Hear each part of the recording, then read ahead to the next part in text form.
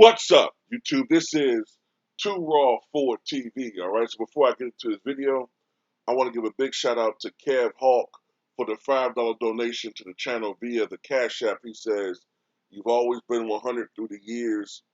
Respect. Much respect to you, Kev, for showing love to the channel.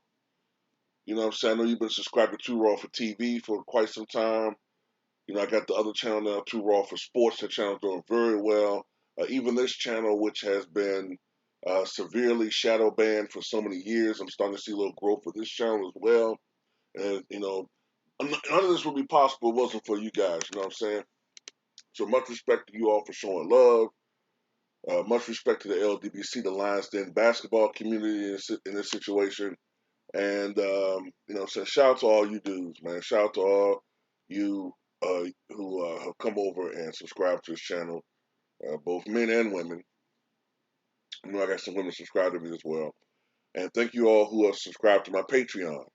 And I will have some Patreon videos up tomorrow, okay? So much respect to all of you guys. Only $2 a month. Look, I've always been very praiseworthy of Jimmy Butler, okay? I remember when he first came, came to the NBA as a member of the Chicago Bulls. You know, one of the hardest working players I've ever seen, man. You know what I'm saying? No matter what Tom Thibodeau asked of him, he would do it.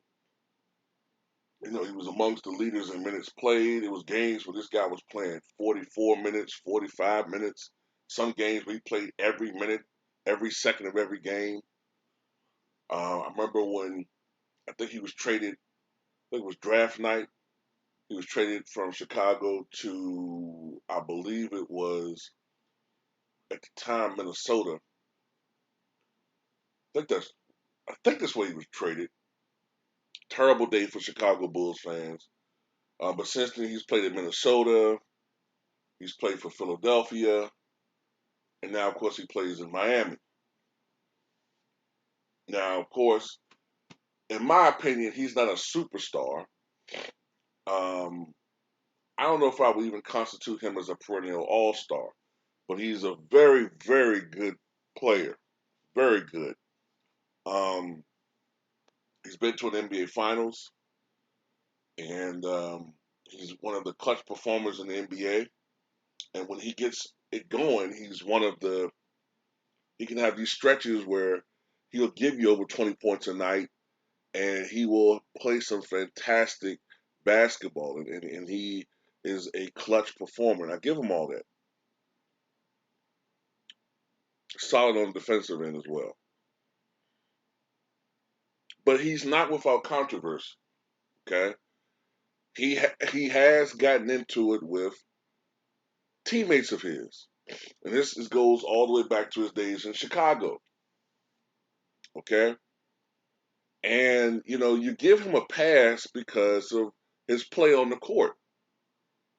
But this latest video I've seen of him, all right, when he uh, appears to threaten his coach, threaten his coach. I don't know what is internally going on with Miami, but he threatened to kick his coach's ass.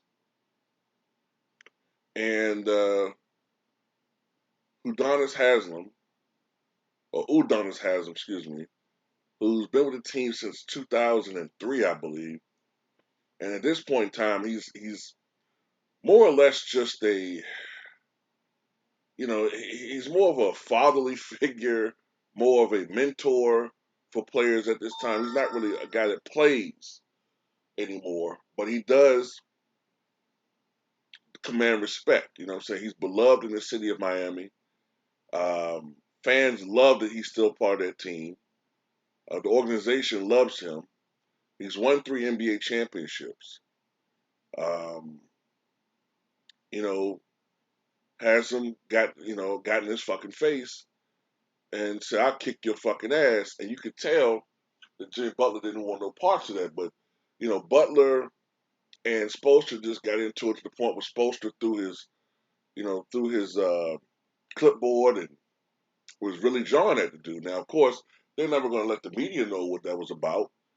But you have to wonder, is there something going on seriously with the Miami Heat? And you look at their play as of late. They have not played very well in the past, I don't know, 7, 8 games. And you saw how even without fucking Joel Embiid and without James Harden, they lost to the Sixers.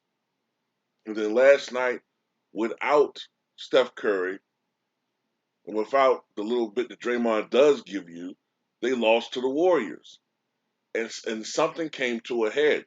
I don't know what it is, but something came to a head. And I have to wonder, is it something going? This is basically what I'm trying to put out there. All this time, when he's been on teams and he's pointing the finger at other guys, in Minnesota, he was claiming certain people were selfish and playing for numbers. He kind of said the same thing to a certain extent in Philly. Guys are selfish and playing for stats and not working as hard in their games, which that rings true with Philly. That definitely rings true when we see Ben Simmons, now and the way Joel Embiid used to be. But can he really pull that now?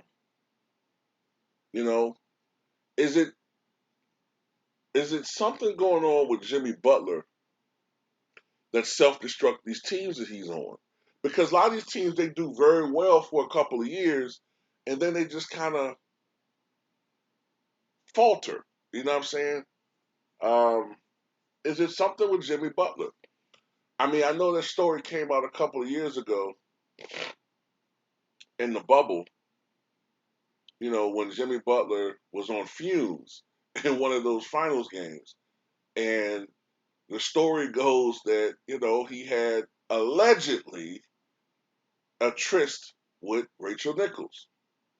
And I know from experience, you cannot engage in vigorous lovemaking and think you're going to go out there and put on some type of performance for the ages and some type of physical, event. That shit ain't going to happen.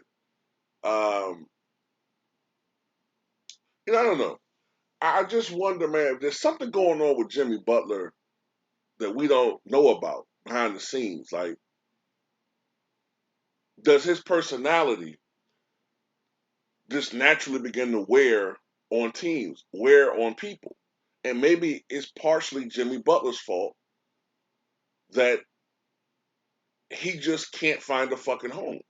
Now, I might be jumping the gun here, and I'm just looking because, I mean, the thing is, Eric Spoelstra doesn't seem to strike me as the type of person that is off-putting or difficult to deal with. Um, also, Udonis Haslam is not some menace. He's not some dude that's like the type of guy that's hard to deal with as well. Now he will get in your face. He's old school. He's from the old school. So if he says he'll fuck you up, he definitely means he'll fuck you up. And I think that's why Jimmy Butler got the fuck up out of his way and repositioned his energy towards Spoelstra. But it makes you wonder, man. There's something going on with this team that we're not aware of, and is Jimmy Butler part of the problem? I don't know. You tell me. What you guys think?